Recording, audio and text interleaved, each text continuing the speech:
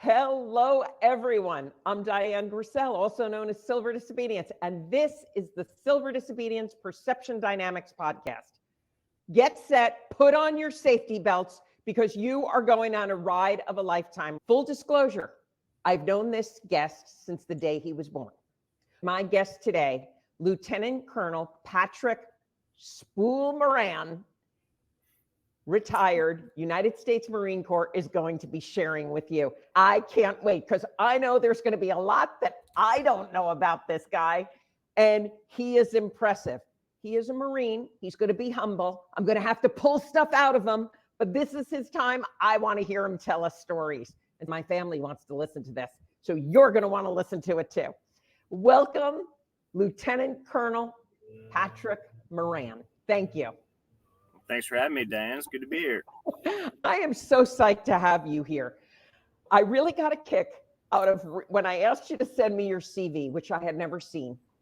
The first line literally made me choke on my coffee and spit it on the screen. I had to clean it off.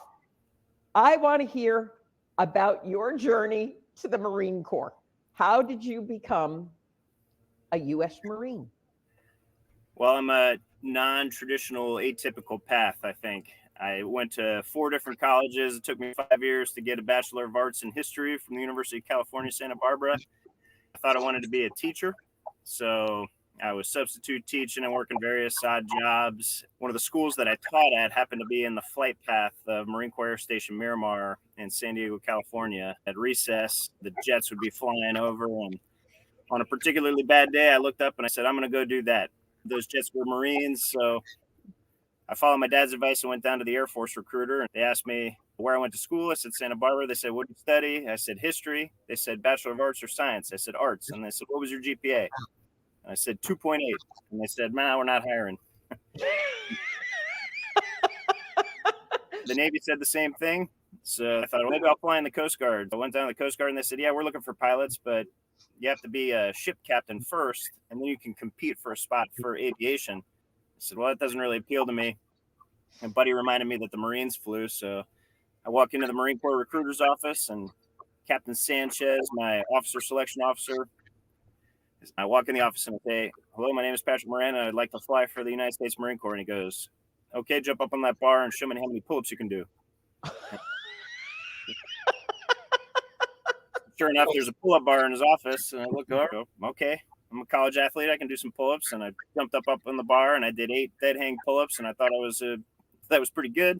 I dropped down off the bar, and he goes, come back when you can do 20. I just looked at him and said, 20 pull-ups? What am I, joining the circus? Goes, no way, yes. But don't come back until you can do 20 pull-ups, run 3 miles in 18 minutes, and do 100 sit-ups in 2 minutes. So went and got myself in shape, competed for a spot, finally got selected, and went to a 10-week officer commissioning program in Quantico, Virginia. What was that like? That was awful. It's 10 grueling weeks. It's very physical, mentally challenging. It's just meant to, they are really looking for people of integrity and people that aren't going to quit under pretty demanding physical and mental conditions. It's cold, you're wet, you're moving all the time. It's from before sunrise to after sunset. It was 10 long weeks. But, day before graduation, you're like, I think I'm going to make it. And then you graduate and you're commissioned as a second lieutenant in the United States Marine Corps. Every Marine officer is considered a rifle platoon commander, as every Marine is a rifle. Every Marine officer, regardless of what they do in the Marine Corps, attends 6 months, what we call the basic school in Quantico, Virginia. That's where they teach you the basics of officership and how to be a rifle platoon commander. After that long 6 months, if you're an aviation candidate like myself, you start flight school. So for me, that was 10 weeks of aviation pre-flight indoctrination down in Pensacola, Florida. That's just a classroom, survival swimming, really a different subject every week. They're giving you a test at the end of the week, and if you don't do well enough, survival swimming, like actually swimming in water? Yeah, you got to do a mile. You swim for a mile in a flight suit. You got to tread water for a certain amount of time, and you put gear on and make sure you're not going to freak out if you get in the water. Yeah, good time. Yeah. So after that, you start primary flight training. For me, that was a T-34C Turbo Mentor in VT-28, the Rangers out of Corpus Christi, Texas. That was about 9 months of just learning how to fly. It's like a World War II turboprop aircraft. Students in the front, instructors in the back, so you can't really mess it up too bad. How you perform in primary flight training dictates what path you go on from there. To fly jets like I did, you have to get a certain cutting score. So you had to do well enough to get selected for jets. But I didn't want jets, even though I had the jet grades. I wanted to fly a helicopter like my dad. And yeah, I knew your dad flew helicopters, but I didn't know that was your first choice. I wanted to be, my dad was a helicopter pilot. When you go through primary flight training, you're assigned an on wing, and that's just an assigned flight instructor that gets you up to your first solo. You fly with that instructor more than anybody else, and they're like your mentor to get you ready. That individual, his name was Major Brooks. At the time, he was a Cobra attack helicopter pilot, and that's what I wanted to fly. I figured if I didn't get Cobras, then I'd fly one of the other helicopters in the Marine Corps. If I couldn't fly the helicopter that I wanted, the worst mission that I would have is bringing Marines in and out of combat and taking them out if they were hurt, delivering food, ammunition, supplies. I thought that was pretty noble work. And so I wanted to be a helicopter pilot. So you get to put your top 3 picks. And I put helicopters. I told my dad that, and he said, get back in there and put jets. If you got jet grades, you got to put jets. And I told my on-wing that, Major Brooks, and he was like, get in there and put jets. And I was like, no, I want to fly a Cobra. Now, fortunately, in retrospect, there's what we call a jet draft going on. So if you had jet grades, you were going jets. I got sent to jets. Then you go on to advanced flight training. For me, that was in a T-45A Goshawk single-engine jet trainer in Kingsville, Texas. Another 9 months of that, learning how to fly. Some of it with an instructor, a lot of it by yourself, building your confidence in an aircraft. When I finished that, in the Marine Corps at the time, you had 3 options for jets. It was the F-18, the AV-8B Harrier, or the EA-6B Prowler. 4 graduated. They had 2 Hornet spots, the F-18, and 2 Harrier spots, the AV-8B. The instructor said, all right, you 4 go in a room and figure out who wants what. And normally it's a fight because people are competing for something, but we walk in the room and everybody's just kind of looking at each other. And I said, I'll start. I want F-18s. And the guy next to me says, I want F-18s too. And the other 2 guys looked at each other and they said, well, we want Harriers. So no sooner had the door shut that we were like, well, this was easy. Great. And we walked back out and the instructor's like, what? Okay. So from there, it was about 3 years. From there, you go to what we call the Fleet Replacement Squadrons. I went to the squadron that teaches people how to fly the F-18. Another 9 months in Lemoore, California. The Navy trained me how to fly the F-18. You finish that, and then you finally get assigned your first fleet squadron. So 4 years of training, and then you finally show up and you're, I don't want to say useful because you really don't know anything yet, but you're finally a contributing member to the Fleet Marine Force. So I got assigned to VMFA 314, the Black Knights at a Marine Corps Air Station Miramar in San Diego. I got to go back to where I recruited out of. And that was the start of my journey. All of my various squadrons and stuff that I've done. Well, I would love to know about your other squadrons because you've been in a lot. I want to understand what a squadron is. I want to understand what you flew in each and the trajectory of and how they each are different. I show up to the Black Knights, and the best advice I got in training was you've got 2 ears and 1 mouth. So prioritize your ears and just be quiet and listen. You don't have an opinion because you don't know anything yet. So just be a fly on the wall. In that squadron, it was a powerhouse of legendary Marine Corps aviators. Everybody in the squadron was talented. So I knew I had an opportunity to pay attention and learn from some really great officers and pilots. I joined the squadron. They were on deployment in Kuni, Japan. Marine Corps Air Station Iwakuni, Japan. It's so in a squadron is comprised of, anywhere from 12 to 18 to 20 jets, depending on the squadron type. And the squadron size is anywhere from 200 to 300 people. Anyway, been about 20 to maybe upwards of 30, 35 officers to help run it. 200 to 300 in a squadron, that's everybody. The officers, the pilots are anywhere from 18 to 25. and sometimes more, sometimes less. And then there's a couple other officers that help run the squadron, professional maintenance officers that are trained in running the maintenance department to keep the jets flying. And then the rest of the Marines most of them work on the aircraft, but there's also a small number of support structure Marines that run the administration and logistics. My buddy Dudebro Farragut and I got assigned to Black Knights, so we rode a commercial airline over to Japan. The squadron was on what we call the unit deployment program. Not all of our squadrons are forward stationed in the world. Even though we have an air station in Iwakuni, Japan, squadrons rotate in and out of there on a 6-month basis. The squadron I was assigned to was there finishing up their deployment, and there's a constant cycle of replacement. People are leaving, coming and going all the time. So Dubro and I showed up, and we were the new Jacks in the squadron for their last month of deployment, and that was a good time. It was first time overseas, experience in Japan, money in my pocket for the first time, so that was good. But we came back from that, and then you start working up for your next deployment. It's a constant cycle, working up for what comes next. And for us, that was. Could I ask you about how old were you at this point, Patrick?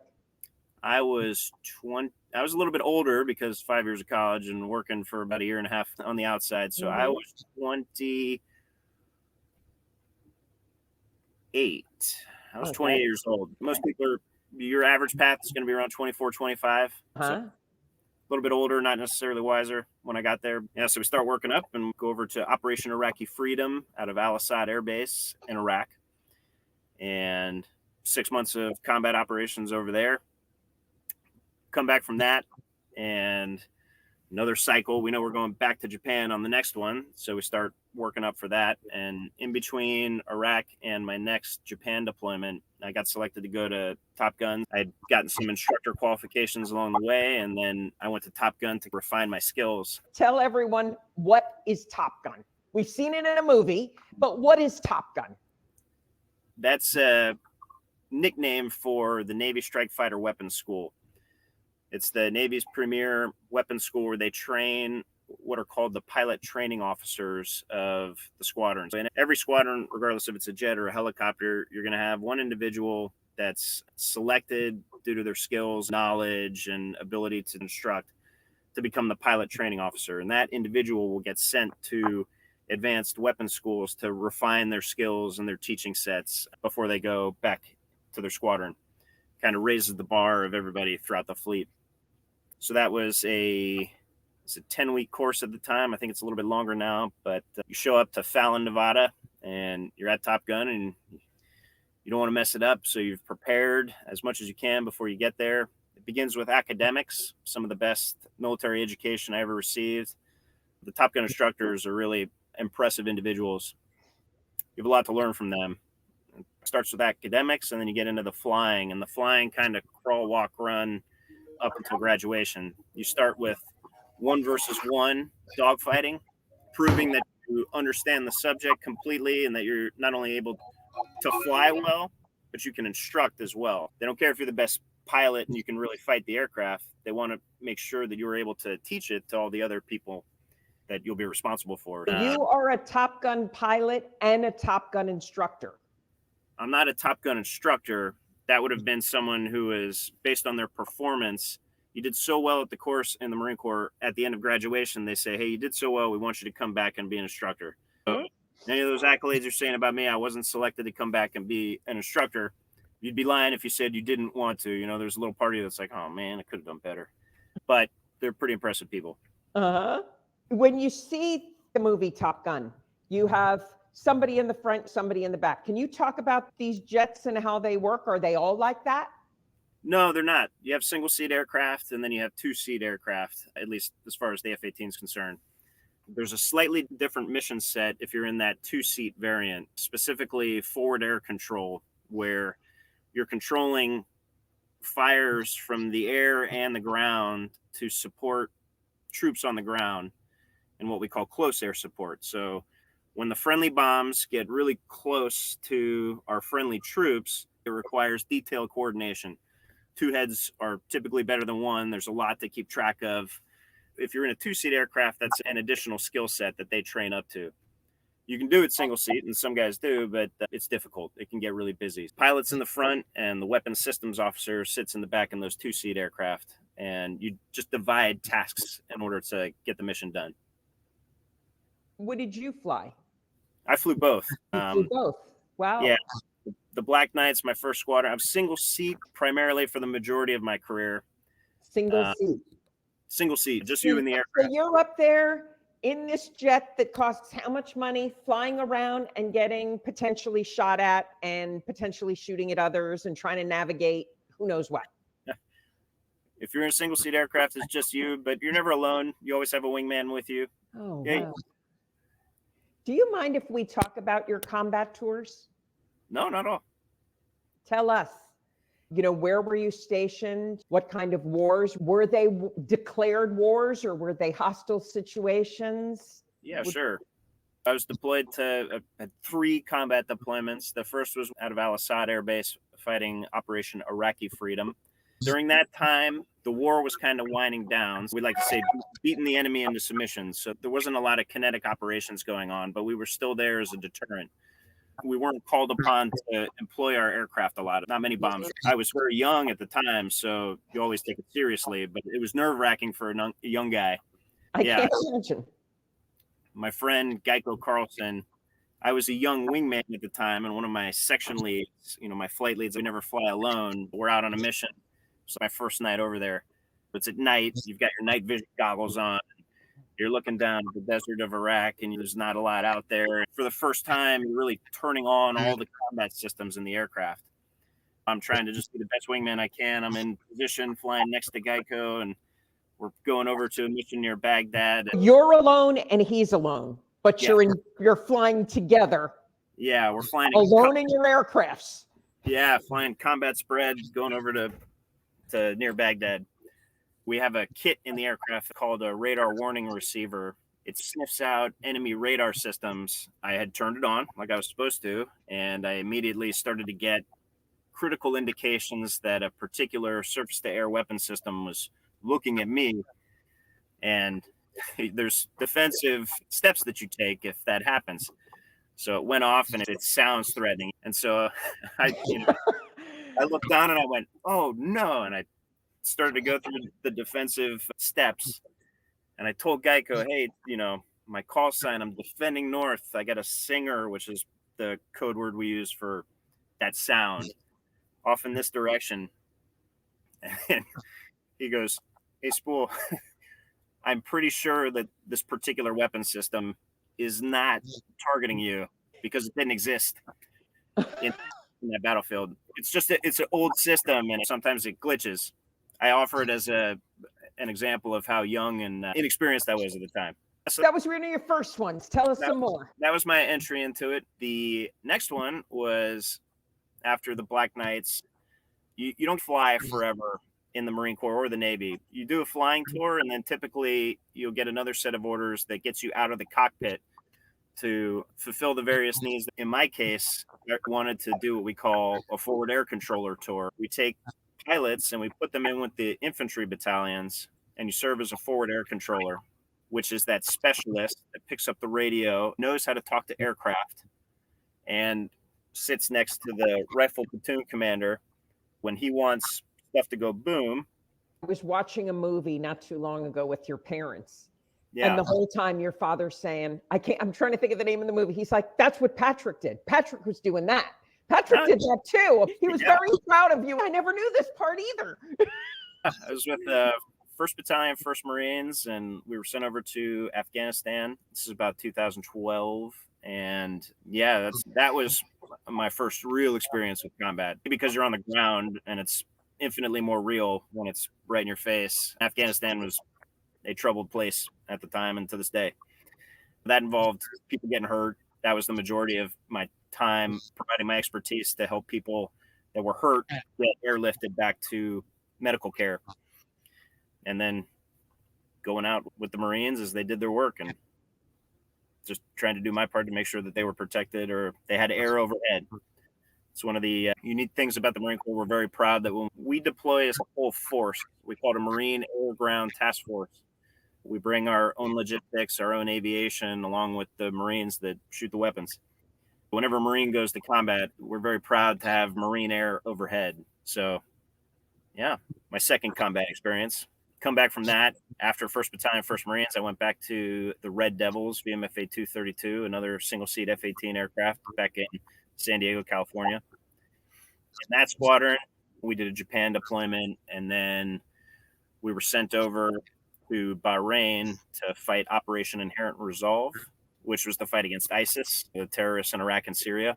And that was from the, I'm back in the cockpit now. And that was a very kinetic time. So as opposed to Iraq back in 2009 when I was there, this was working every day, flying, 6, sometimes 8 and longer missions, 8-hour missions, and cooped up in that jet for 6, 8, 9. I think the longest mission I flew was just over 10 hours. Oh my gosh. That's why my back's all messed up. And you're in that cockpit alone? Cooped up in the cockpit, trying to get water when you can, trying to throw a protein bar in or keep feeding yourself in between missions. And you can't fly, your gas tank's not big enough to stay flying for that long. So every 30 to 45 minutes, you have to go and get fuel from a tanker aircraft. You get behind it and grab more gas and then go back and do the mission. A tanker aircraft. Does that mean you're landing or you're connecting somehow in the air? Connecting in the air. It's in-flight refueling. You're fueling in the air. Yeah. Going at what speed? Probably about 300 miles an hour. So somehow you're connecting to another jet that has fuel. Yeah.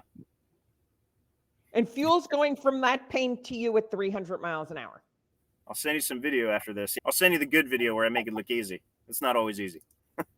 Yeah, Does the hose somehow get past, or like? There's 2 different techniques. The Air Force uses one methodology and the Navy Marine Corps uses another. So it's either probe and drogue in the Navy and Marine Corps. What that means is I flip a little switch and a probe comes out of the front of the aircraft, and you get behind a tanker that has a long hose and a basket, and you just get your probe into the basket and you get your fuel.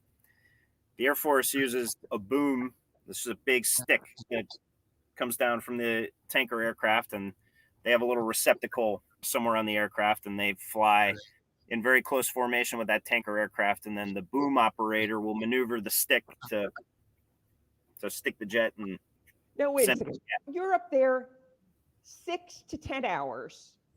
Your fuel lasts for 30 minutes. And you have to go through the stress of connecting with another plane roughly every 30 minutes? Or not a plane, a freaking jet? You get used to it.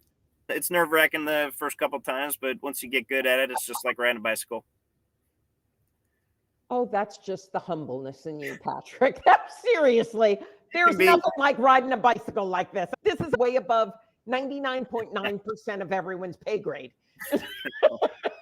Oh my gosh. I could teach you. One of the things I'm curious, have you ever landed on an aircraft carrier? Yes. Very early in my training, every naval aviator has to land on ships, whether you're a helicopter pilot or a jet pilot, to earn your Navy Wings of Gold as an F-18 pilot at the time. And really preceding that in the T-45, that's the first time you go to the aircraft carrier. It's kind of like the culmination of your advanced flight training. Yeah. You take that single engine aircraft out to the ship, and you've been practicing on the land. They paint an aircraft carrier on the ground, and you just practice the landing pattern over and over. It's good. And then as long as you're meeting the mark, then you go out to the ship and you do it for real for the first time. I'll tell you a funny story on that. I know my instructor will still vehemently deny this to this day, but I swear that it's true. In all the training, maybe I was off on the beach and I'm here, but you really don't want to step on the brakes when you get your first arrested landing, because you're going, 160 to 180 miles an hour, and you're concentrating on what we call the meatball, your lineup and your angle attack. Meatball, lineup, angle attack. That's your scan as the ship is getting bigger and bigger. And then bam, it should be a surprise when you touch down. And if you've done it right, your hook catches a cable and you come to a halt very quickly. Simultaneously, as you touch down, you add power all the way to full afterburner. If you miss the wire, you got to go flying again. So you need that power available. Well, all the training that you do on land doesn't, that first arrestment where you go 180 miles an hour to a stop in a couple feet. Your natural reaction is to touch the brake. The ocean's right there. So I catch the wire on my first grab and I throw my feet up and I slam on the brakes. If you do that, you'll pop your tires. I came to a stop and it was like, ooh. I look over and, you know, the landing signal officers are off to your left. They're watching all the way down. And my instructor was like, I'll mouth it because I know we're on route here. He goes, and I was like, so the team comes rushing over really quick because they got to get you out of the wire. More aircraft are trying to land behind you, so they move you over to the penalty box and they change your tires because you're not done. It wasn't so bad that they were going to kick me out. They replaced my tires and then got me back in the lineup. But where they fixed my tires was right by that landing signal officer deck. All those guys were turning around going, who is this moron?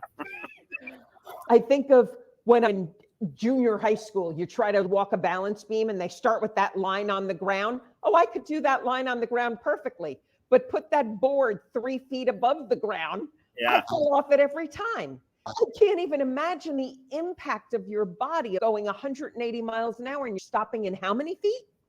I don't know the exact number, but it's pretty quick. Yeah, they're not that big, those aircraft. Oh my gosh, that's unreal. And did you ever have to do that at night? You do. So not in advanced flight training. You get your traps, as we call it. Those are the arrested landings. You have to get so many and you have to get a certain grade to pass. So you do that, and that's part of the calculus to graduate advanced flight training. And then you go to the F-18, and then the culmination of that training was going back to the aircraft carrier. And now you are introduced to the night landings in the F-18.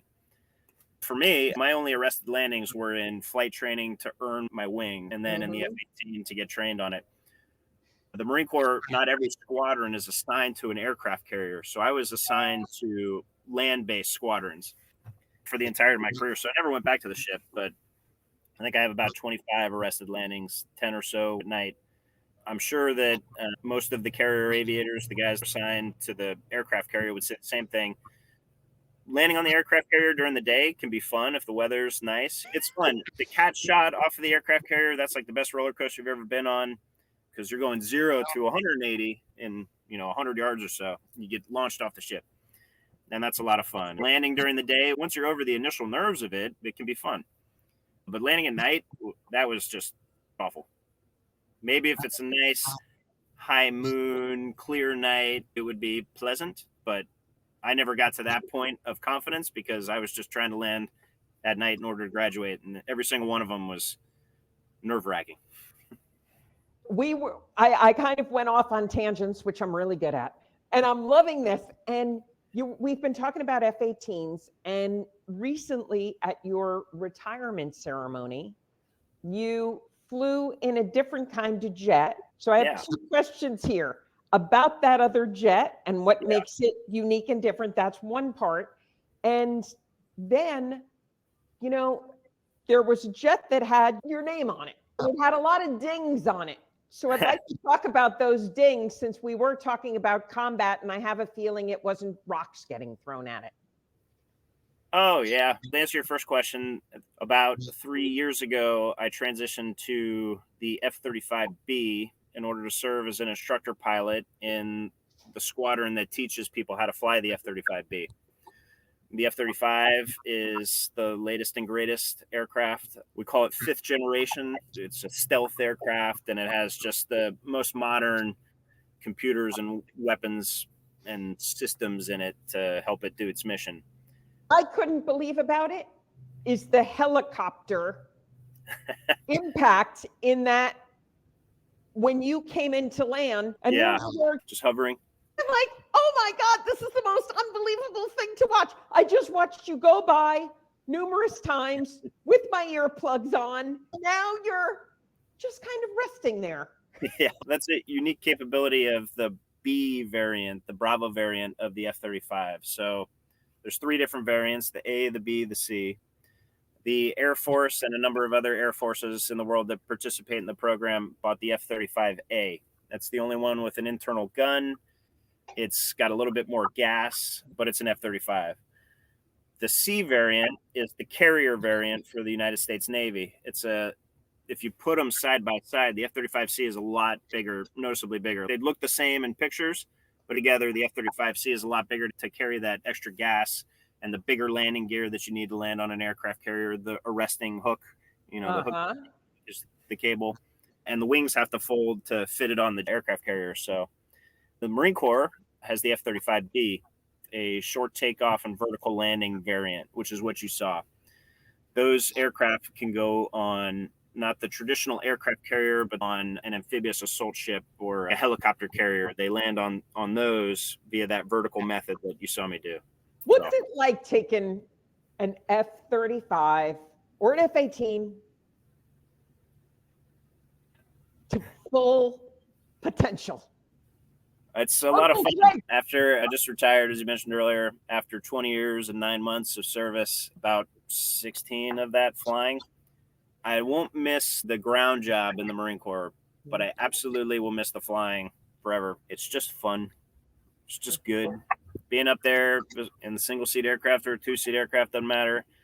Just flying wherever you want to go. And, if you get a little extra time, you do what you call cloud surfing, just ripping around the skies and putting the G on. And it's a enjoyable thing to do. Today, going from enjoyable to, wait a second, enjoyable. Before we go to where I want to go next.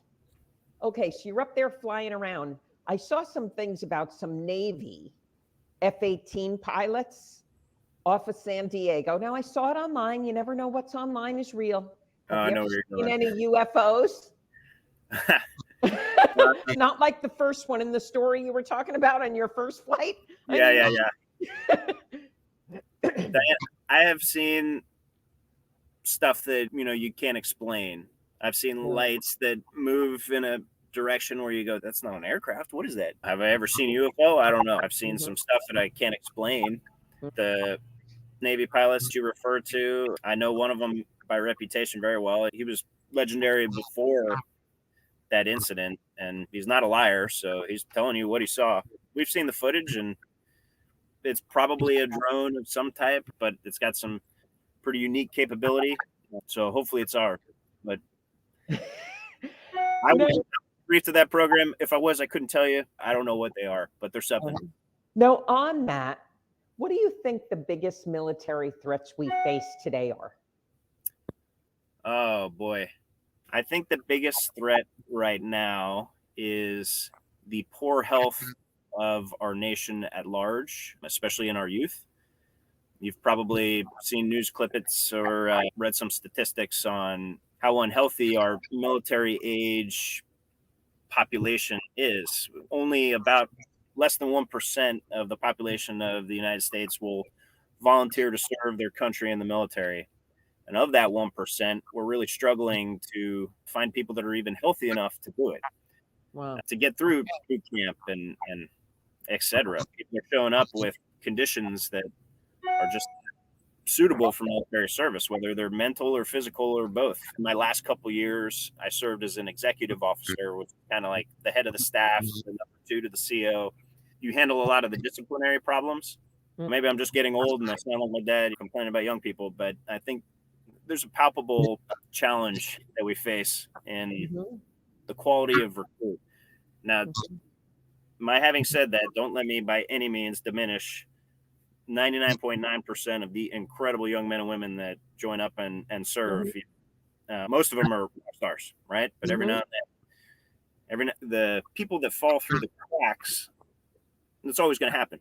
But those numbers are increasing, and I think it's because we still need our numbers. The Army, Marine Corps, and the Air Force recruiters have a tough job. They got to get people into boot camp. So I think we may be opening our aperture to what we accept, and that might not be a good thing. I see that as the biggest threat long term to the health of our force. You got to have good people first. It's interesting. The guy who's running in Virginia, I think he's an ex-Navy captain.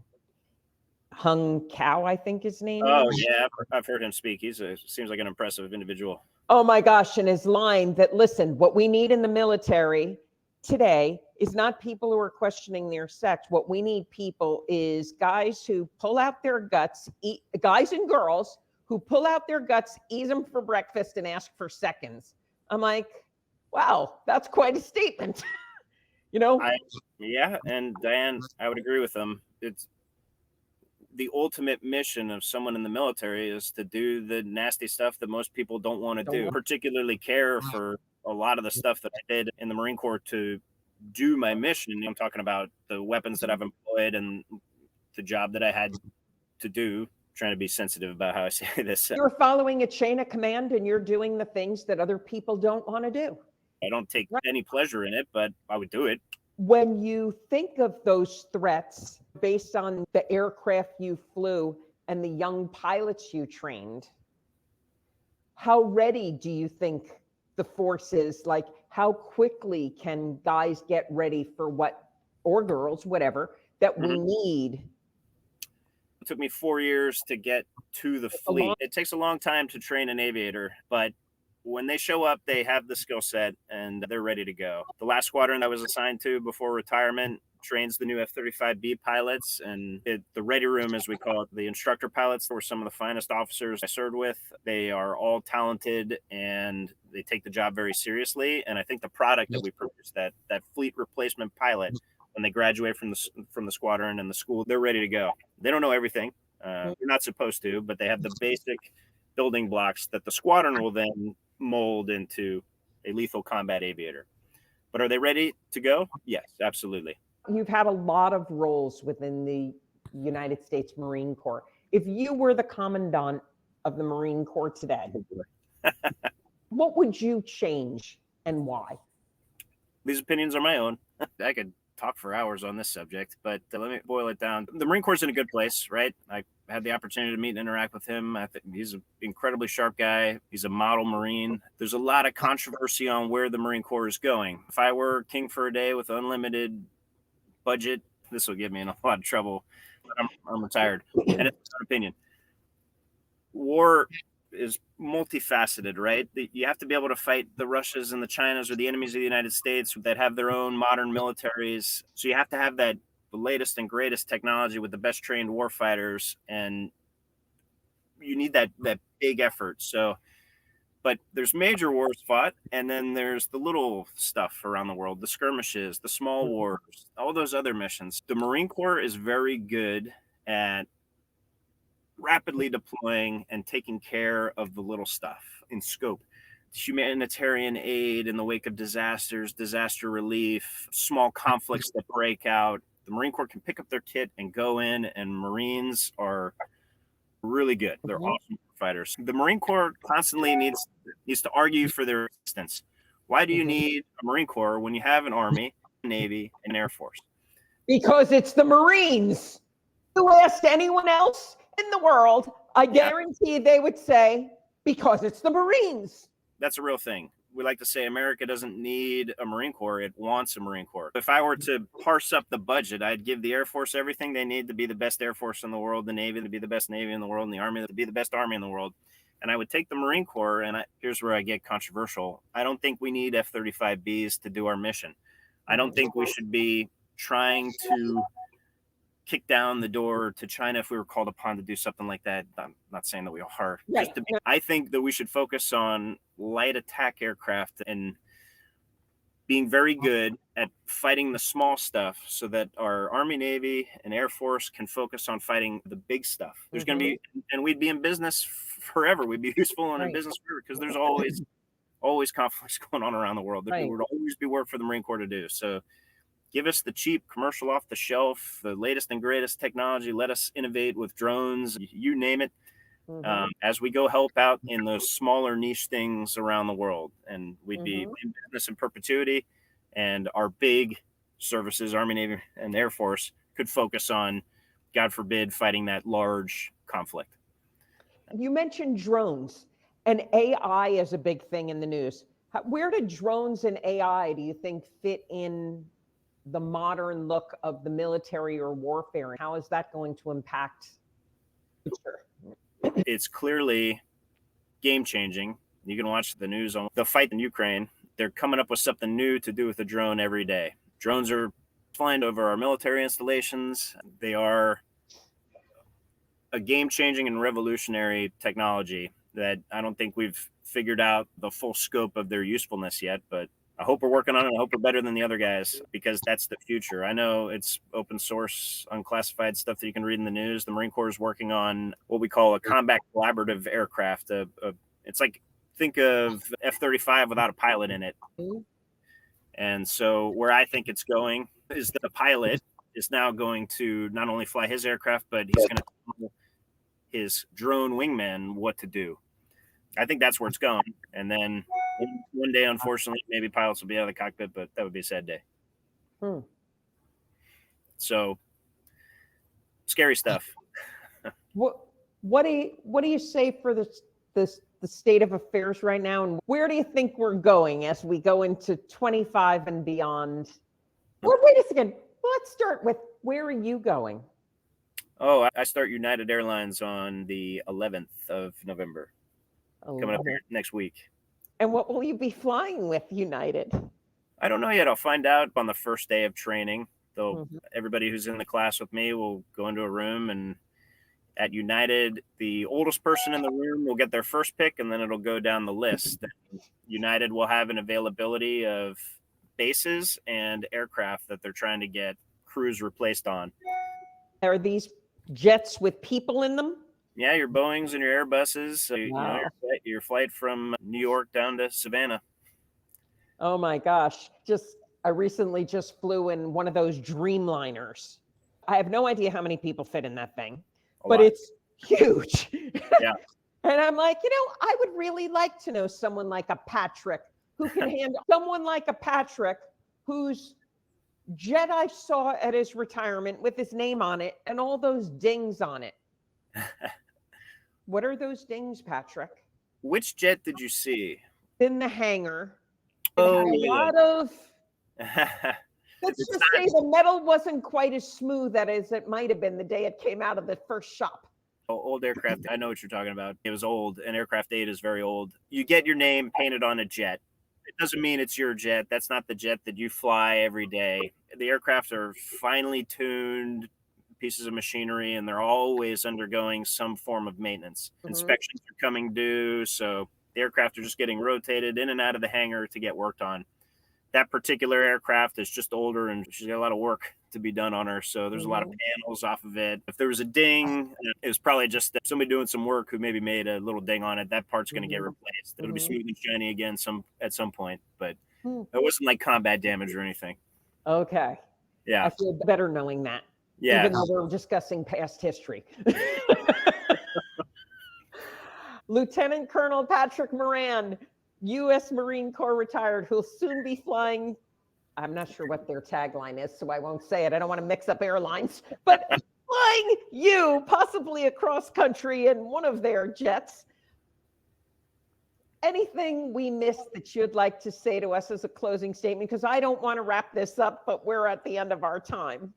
No, I think we covered a broad spectrum. You asked some great questions. It was a pleasure. Oh my gosh, I love you. I am so glad we had this time. And everybody, I know you really enjoyed hearing this, and I really hope you share it with your friends. Subscribe. I've been speaking with Lieutenant Colonel Patrick Spool Moran. See, this is from his retirement. How do you get these names? In the movies, they call you Maverick. They call you Iceman. I have never heard a name like that from actually someone who's gotten one of those names. They're always kind of quirky, like Spool. Yeah. Where do these names come from? Well, in the Navy and Marine Corps, your call sign is never a cool call sign like Maverick or Iceman. It's always based off of something that you did that you messed up. They're keeping your egos in check as you're flying $65 million jets. They're meant to keep you humble. If somebody suggests a call sign for you and you don't like it and you put up a stink, that is definitely going to be your call sign. So did you protest Spool, and how did you get Spool?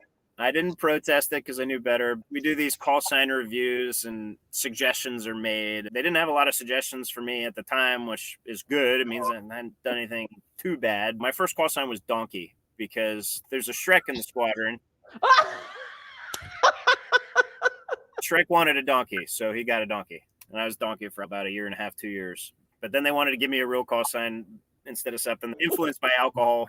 Somebody suggested spool because people say that I get spooled up like a jet engine. When a jet turns on, it goes, "Woo," and people think that I can get spooled up.